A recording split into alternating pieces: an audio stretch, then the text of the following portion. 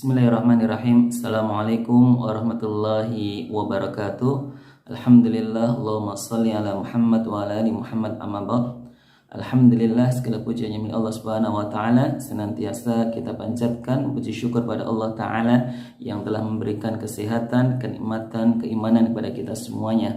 Salawat serta salam semoga tetap tercurahkan pada junjungan kita Nabi Muhammad sallallahu alaihi wasallam beserta keluarga, sahabat dan para pengikut beliau sampai hari akhir nanti. Baik teman-teman channel dari Ayat Hafadi, pada kesempatan ini kita akan membahas sedikit bagaimana Rasulullah sallallahu alaihi wasallam mempunyai akhlak yang mulia, mempunyai akhlak yang utama. Pernah beliau menyampaikan pada kita semuanya, innama bu'ithtu liutammima makarimal akhlak. Sesungguhnya saya diutus untuk menyempurnakan akhlak yang baik. Kisah-kisah bertebaran berkaitan dengan Rasulullah sallallahu alaihi wasallam, bagaimana beliau adalah orang yang mulia, orang yang bagus akhlaknya, menjadi panutan kita, suri tauladan kita. Suatu ketika datanglah seorang Arab Badui, Arab dari pegunungan yang datang ke Madinah. Kemudian dia tiba-tiba kencing atau BAK ya, BAK kencing di samping atau di pojokan masjid. Melihat hal yang seperti itu, para sahabat banyak yang kaget. Kemudian ada yang mau mengambil sandal, ada yang mau mengambil barang-barang yang lain untuk dipukulkan pada orang tersebut, orang Badui tersebut. Padahal orang Badui tersebut belum mengetahuinya, belum tahu adab-adab dalam BAK. Akan tapi para sahabat sudah mengambil langkah yang ingin untuk memukul dia. Barangkali kalau kita di zaman tersebut kita juga akan melakukan hal yang sama ya.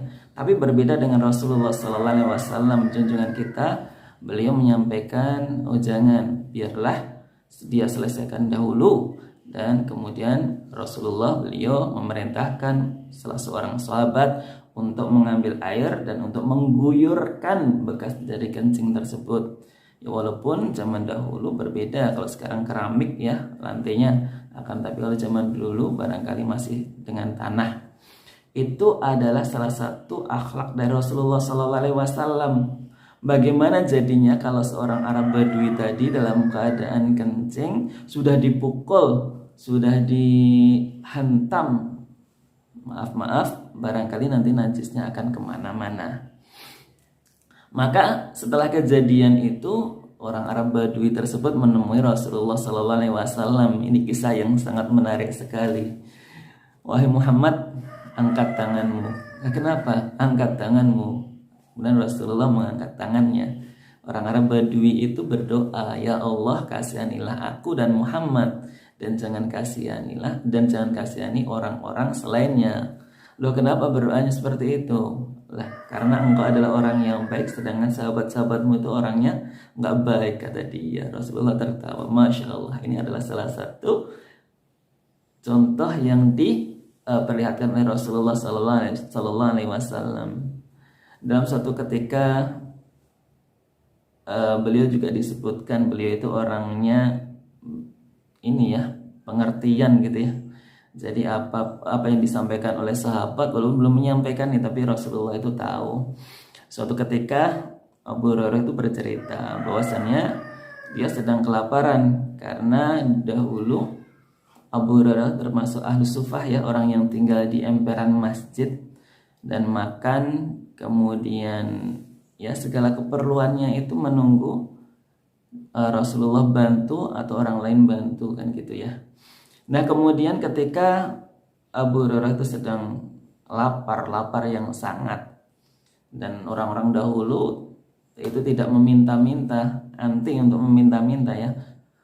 Abu Hurairah kemudian tidur-tiduran di lantai masjid. Sudah tidur-tiduran tapi rasa lapar itu masih belum hilang. Kita bisa membayangkan ya teman-teman ya, bagaimana ketika kita lapar kemudian kita tidur-tiduran sampai Abu Hurairah itu mengganjal perutnya dengan batu. Barangkali mohon maaf, kita sendiri pun juga belum pernah mengalami hal yang seperti itu. Lapar kemudian sampai mengganjal perutnya dengan batu. Akan tapi itu dilakukan oleh Abu Hurairah.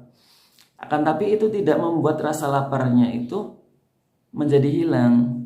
Kemudian Abu Hurairah keluar dari masjid, bertamu kepada sahabat Abu Bakar. Tak tak tak, assalamualaikum. Waalaikumsalam. Oh iya, ada apa Abu Hurairah?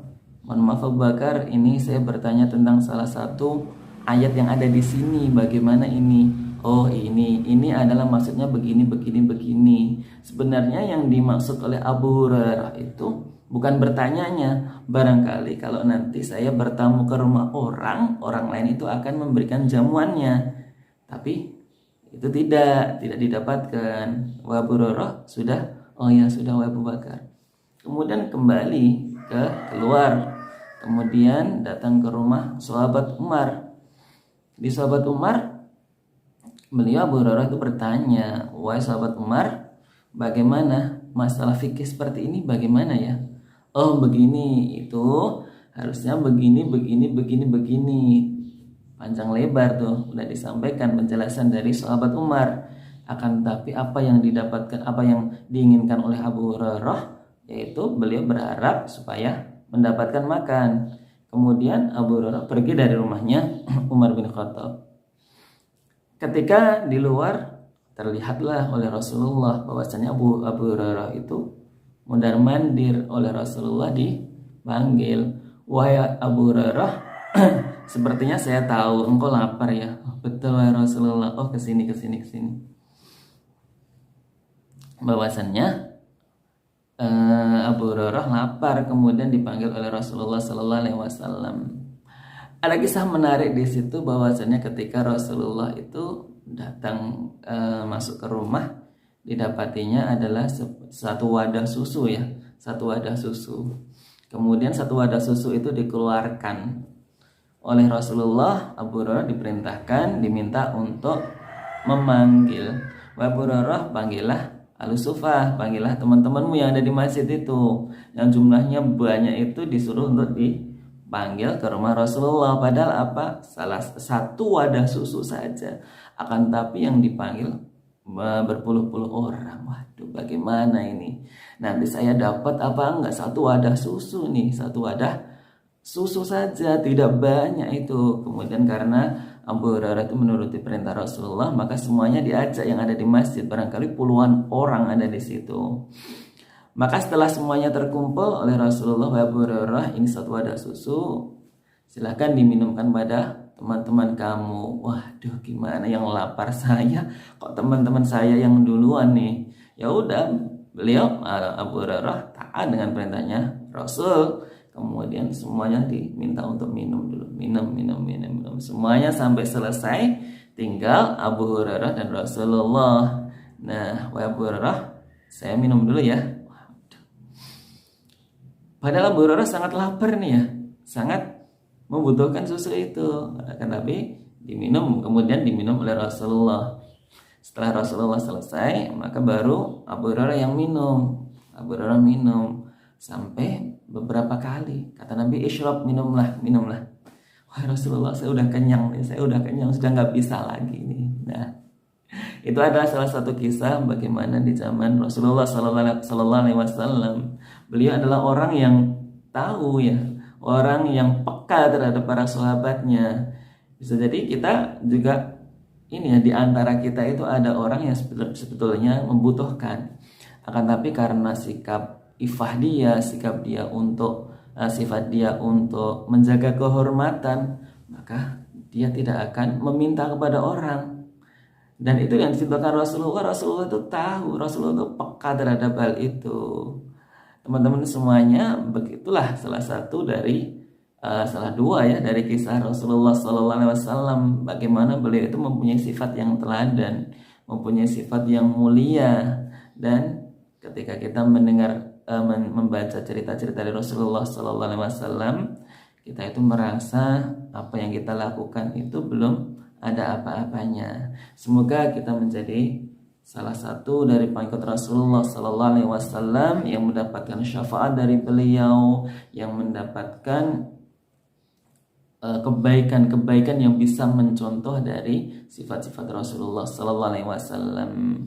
Itu yang bisa saya sampaikan. Wassalamualaikum warahmatullahi wabarakatuh.